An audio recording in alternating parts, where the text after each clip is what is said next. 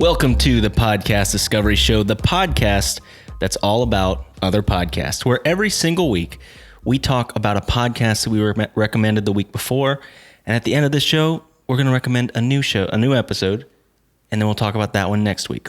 I'm Kirk. And I am Zach. And this week we are talking about the things that we love, because we're plant people. Hello, plant people. We're going to be talking about plants today.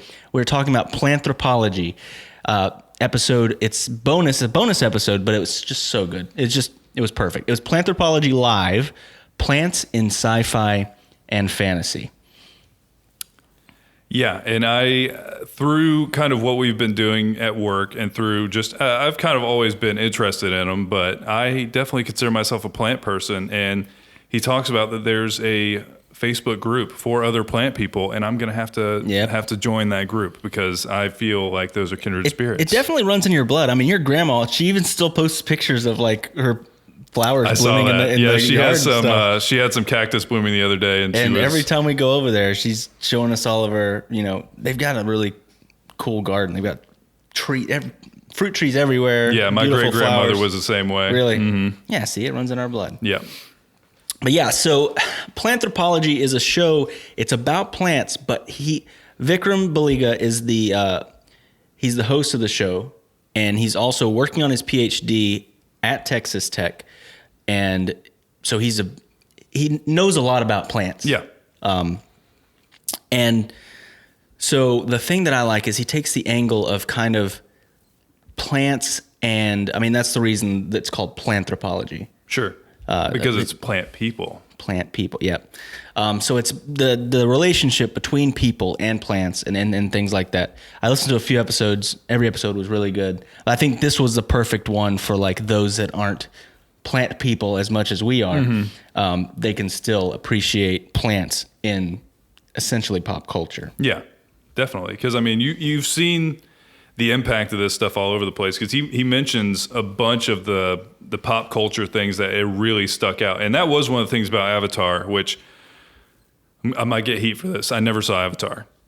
I don't know. I didn't get it. Like didn't call to me, but I'm aware of like the world that was built. And I realize also that that's why people liked it, is because they went there and they felt transported to another place. And a lot of that had to do with exactly what I was talking about early in the episode, with world building being reliant on plants and seeing mm-hmm. something familiar. So, okay, what are the plants like in this world? What are the animals like? Because when I'm reading something, a lot of that, it does like set a stage for here's kind of the environment you're in.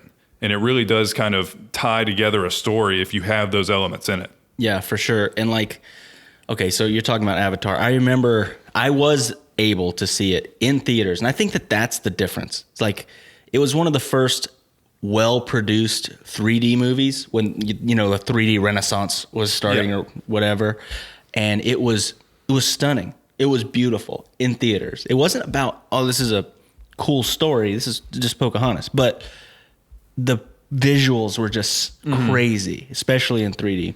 And it was a lot of it had to do with the plants. You know, there were just these bioluminescent plants everywhere and these little, you know, bioluminescent bugs and stuff like that. It was a really pretty movie. By the way, that was definitely one of the plants, because he goes on to talk about a bunch of incredible plants, and we'll talk more later, but bioluminescent algae was definitely one of the ones that stuck in my head. So we'll have to talk about that experience. Yeah. We've been learning a lot about algae, and so I'm still confused as to whether or not algae falls within a plant? The plant world, because they're like in this weird middle ground.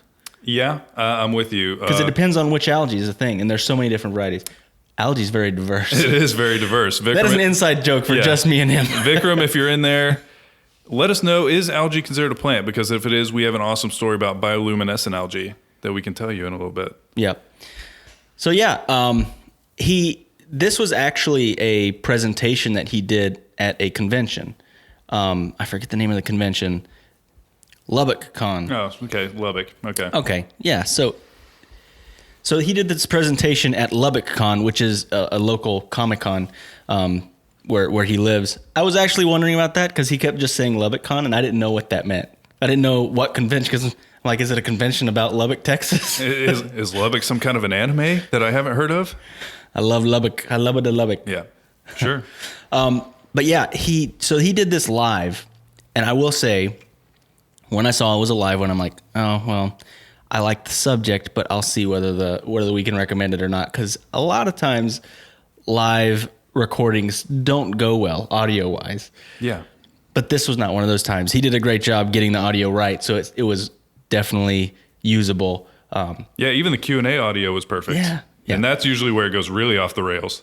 Very much so. I mean, heck, I listen to a lot of them, Bim Bam, and they're huge now, especially. And some of their early stuff was unlistenable. Their early live stuff was just like unlistenable. Yeah, so it's a great episode sound-wise for sure.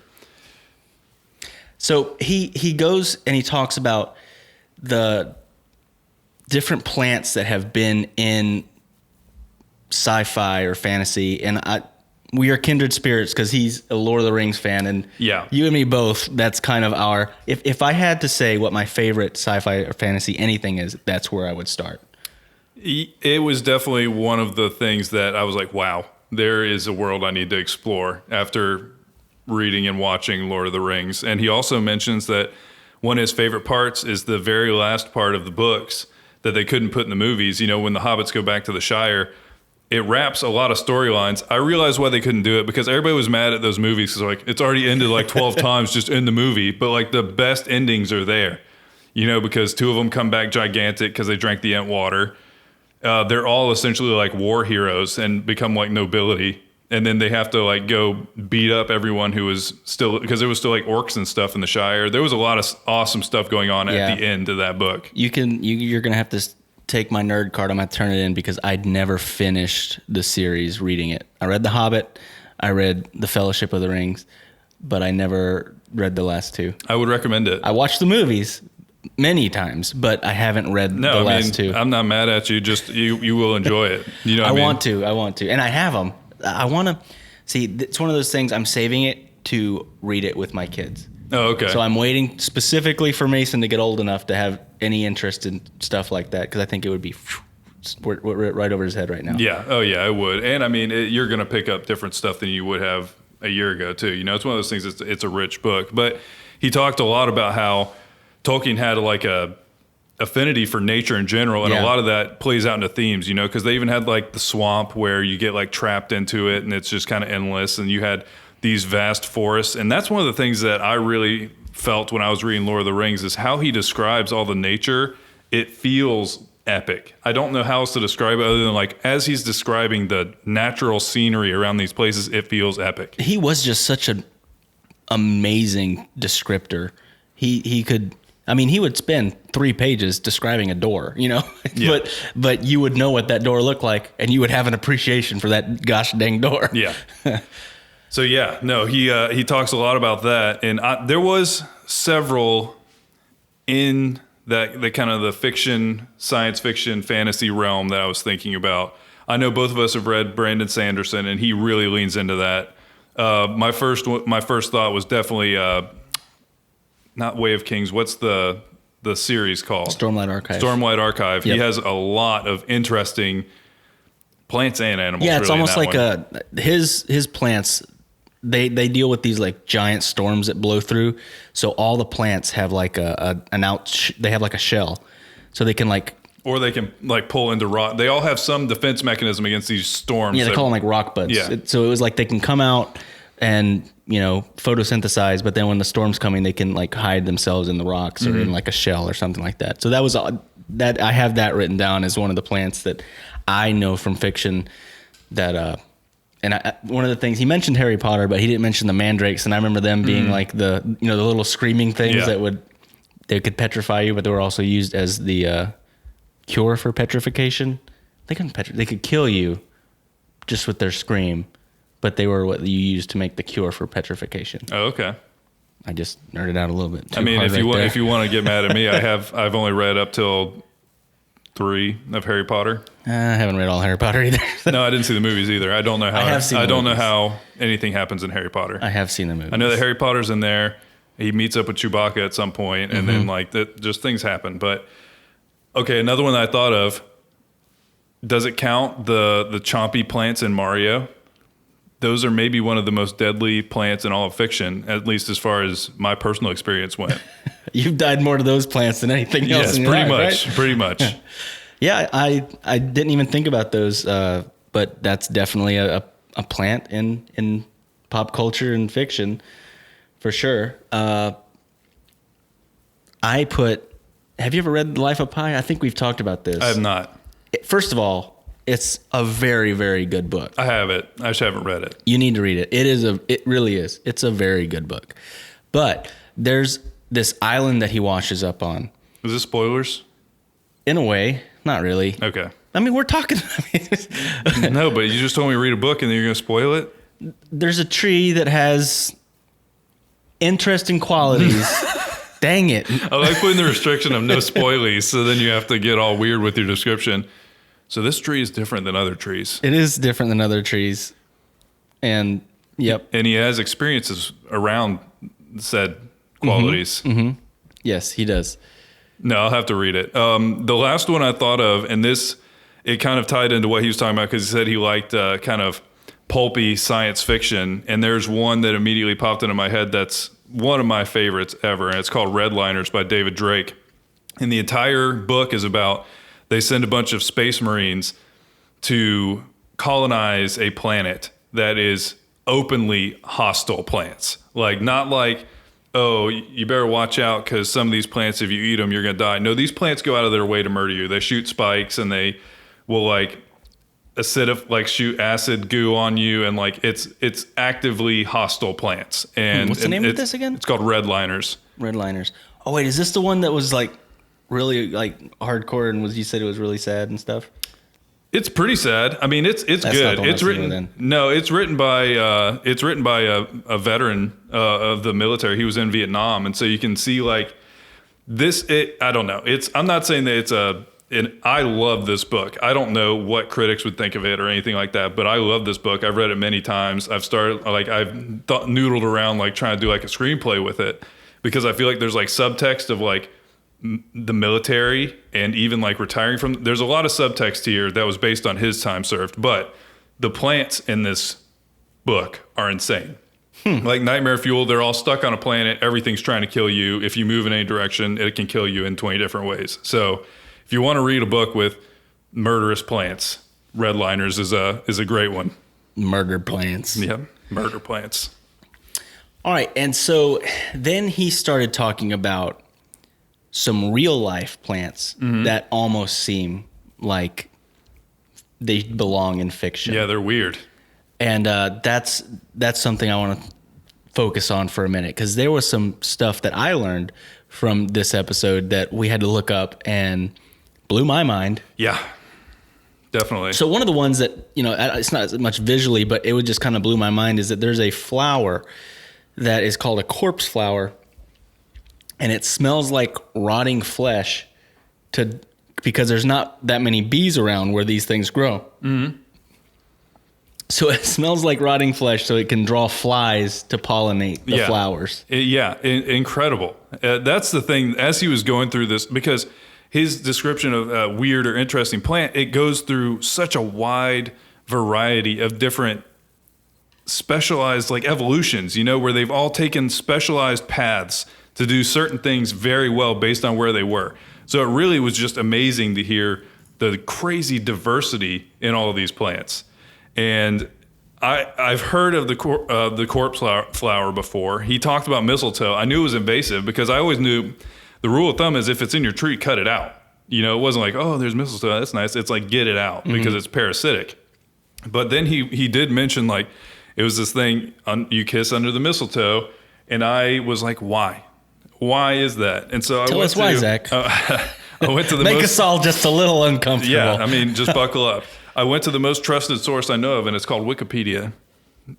And basically my thought was, why is there kind of cultural stuff around this? And there's a lot for a long time. This is not new. But, okay, I'm trying to figure out how to censor this correctly. I'm trying to figure out what words I can say. Okay, so a lot of different cultures saw this as a fertility symbol because of its resemblance to some elements of male fertility. Mayonnaise. That is worse. That is worse than just saying the normal thing. That is worse. But okay, so that was no, but okay. I can't even say the second part because then they're going to know how bad that is. So multiple different cultures, Celtic culture, ancient Greek, pre-Christian culture, Romans, all of these people saw this as kind of a love and fertility based symbol. And then also the Romans used it they would hang it over the doorway to protect the household. And then when Christianity rose, then it became the whole kissing under it type thing. And I'm wondering if it's a combination of one, the fertility, and then two, it being like a protective thing, because it says it also protected from witches and demons. So that's a multitasker right there. You can kiss under it and no witches. It's perfect. But no, I was just curious as soon as he was talking about it, and I had to look it up, and it was not what we thought. It was not really what I thought. No, I thought it was going to be. I thought it was going to be like Hallmark one day decided they wanted to make a plant special. No, it wasn't that. It was not. It's much more significant than that. One of my favorite things that he talked about, and I had to look this one up, and that's the link that I just put into the chat here on our Facebook group. Which, by the way, guys, if you're listening this later on the podcast, join the Facebook group. We do a watch party every single time we stream the podcast, and you can be part of the discussion, and you can see the pictures and stuff that we're talking about. But so this is called a bladder pod, is what he called it. That one blew my mind too. And he said that I'm out of words to even describe this thing. So it literally actively hunts its prey. And there's a video, this is a very short video, that shows this plant that it's a water plant. And it has this like little bitty pod that's on the stem of this plant. And there's a little hole, and this plant can create a suction. So somehow it knows when there's an insect that's really close to the pod, and it immediately, it's so fast. Even in the video, you're like, blink and you'll miss it. Yeah, I think they had to slow down the video for you to see at all what was happening. And it just sucks up the whole insect, and you can see the insect trapped in there. Like, hey, how'd I get in here? Like, where am I? Poor little guy. He's gonna be some plant's dinner. But yeah, it was. I loved it. I love nature doing crazy stuff that you think nature shouldn't do. Yeah, and he talked multiple times about kind of how, based on the restrictions they had of their growing environment, things changed and adapted very strongly to where it was. Because he talked about like Venus flytraps, which is such a weird plant that it literally just eats stuff. It just like closes on it. But he talked about how the soil's not very rich, and so they had to amend that some way. And so they started getting food like we do. And then he had that other one that was like a parasitic tuber that you couldn't even see that it was there most of the time because it was just feeding off roots. It didn't have any like photosynthesis. It had no leaves. And they just found it because dogs were digging it up randomly. So there was a ton of just really interesting information about plants that are so diverse that it kind of blows your mind the whole time. Anyway, I want to share some stuff about the monkey face orchid. And some of these are not. That does not look real. There's multiple things on here that are not real, but it is uncanny how much these things actually do look like monkey faces. He mentioned it, I'm like, oh yeah, I'm sure it vaguely looks like a monkey face. Window Shift S. Window key. Shift S. S. Now just select that square. Ah. Now just go to wherever you're trying to post it, and there you go. Hey, go away. Wait, okay. Now what do I do? Now just paste it. It won't let me. It won't? Mm-mm. Nope. Yeah, I don't know then. But now this is taking too long. It's no, not worth this it. is Everybody Google monkey face orchid, and you will have just saved yourself 10 minutes. Yeah.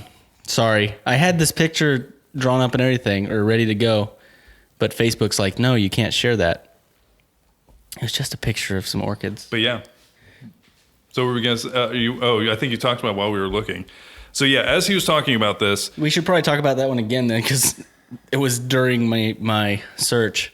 So he talked about the monkey face orchid, and I'm going to try to show it in the chat, but it has an uncanny resemblance to a monkey. It's not just like, oh, it vaguely looks like a monkey face. Yeah, somebody's trying to make it look like a monkey face, or if you look at it really hard and squint a little bit.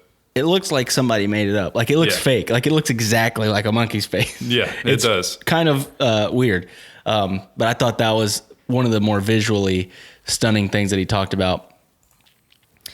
And there was one plant that, as he was talking about this, it immediately made me think of as the scariest plant I've ever heard of. I think I just saw a Reddit thread with it at some point.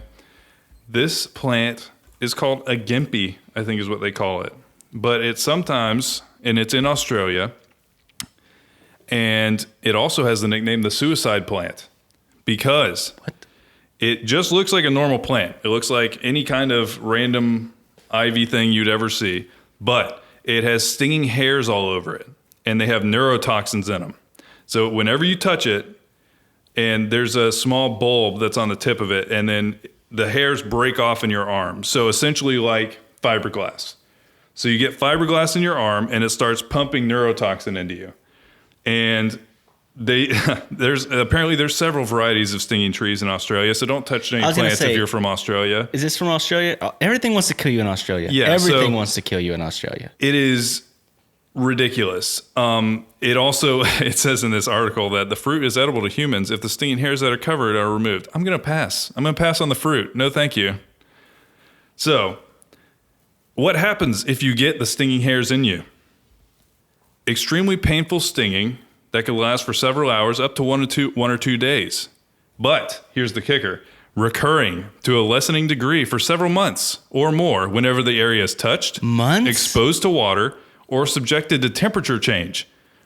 So all the time. Don't get it wet, don't change temperatures, or don't touch it for months.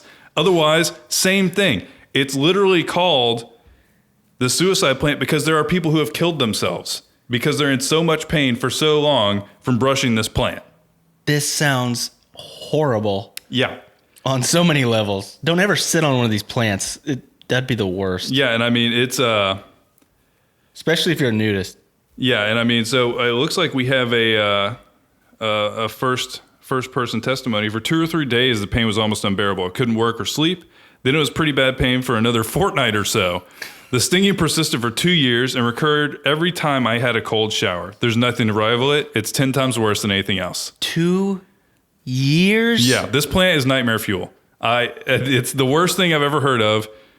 You can't make that up. I did not know this thing was a thing. That's And also, just so you get a full picture of how terrible this plant is, the recommended treatment for skin exposed to the hairs is to apply diluted hydrochloric acid and to remove the hairs with a hair removal strip. So get it out. Get it out, burn it out, rip it out, get it out of you. Because unless you're ready for 2 years of pain every time you take a shower. There are so many reasons to not live in Australia, and that's one of the ones. There's so many reasons to live in Australia. I know, it's so cool, but also I want to go visit it. They have scary plants. I want to go visit, but just knowing that exists there makes me never want to live there. That's terrifying. Yeah, no, this was the one that, as he was talking about like terrifying plants, I was like, oh, there's terrifying plants right here. And what is this thing called again?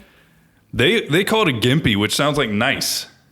It's like, oh, it's a gimpy plant. I cannot pronounce that. Dendrocinide? Dendrocinide. I don't know. I can't. I couldn't tell you. I will link all this in the show notes. Moroides. But it's also found in Indonesia, and so watch out for this plant. You don't want it.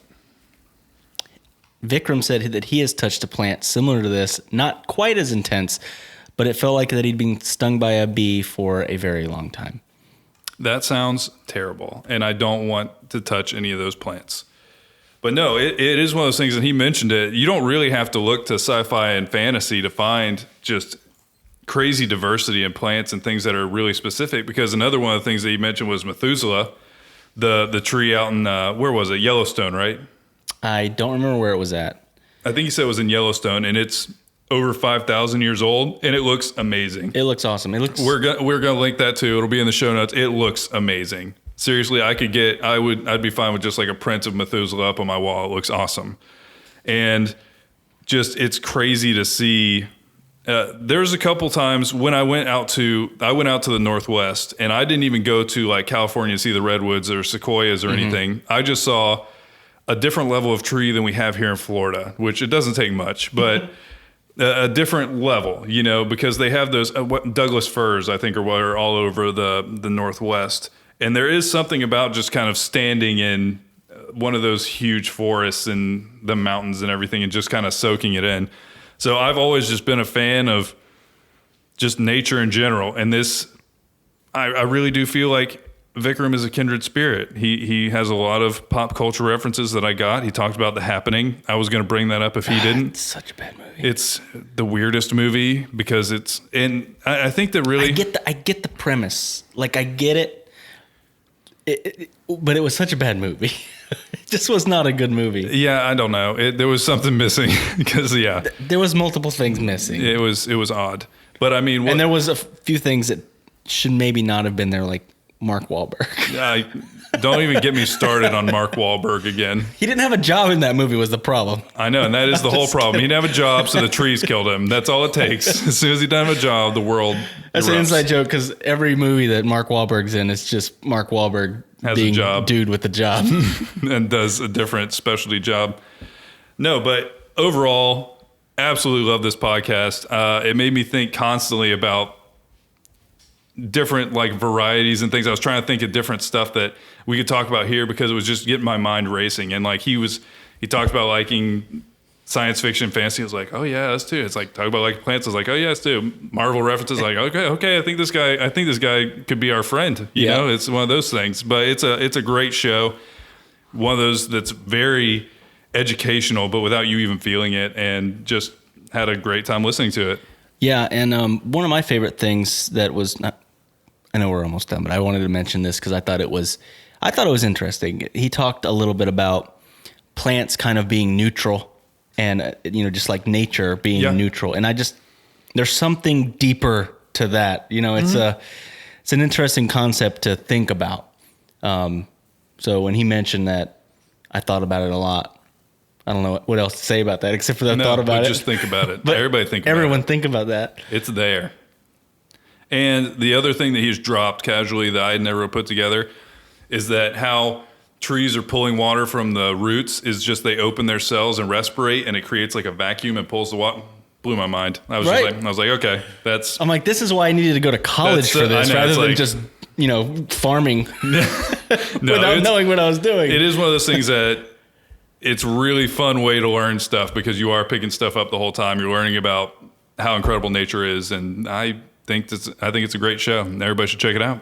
Yep. So go check out Planthropology. Tell Vikram we sent you. Absolutely. So I guess that comes to my recommendation for next week. I hear you've got a very serious one. I do. I felt like we've been too goofy for too long. We've been so goofy. It's time to end the goofiness. And so we need to meditate. We need to take our time. Life is not serious enough now. I know. Yeah. No, we need to take our time and really be mindful and also eat cereal, because this podcast is called The Empty Bowl. It is, I'm sure you've heard of it because Justin McElroy is involved, and the other co-host is Dan Goubert, and he has a blog that's literally just called Serialously. That's a hard one. Serialously. Seriously. Nope. Serialously. But it's a blog about cereal. These people care about their cereal, but also if you need something that's nice and relaxing throughout the entire show, they keep a very relaxing tone. They also have relaxing music playing underneath it. And so we would also like to invite you.